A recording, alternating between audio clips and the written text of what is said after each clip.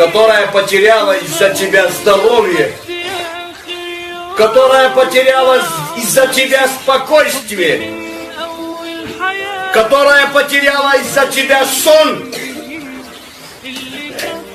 потом ты не хочешь ее видеть.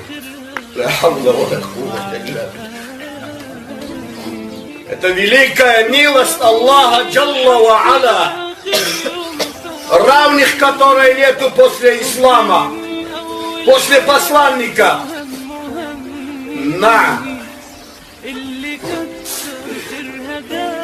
Если бы мы знали цену нашим матерям, то мы день и ночь провели бы возле ее ног, целуя ей ноги, билляхи алейкум. И где такие дети сегодня? Она осталась одна.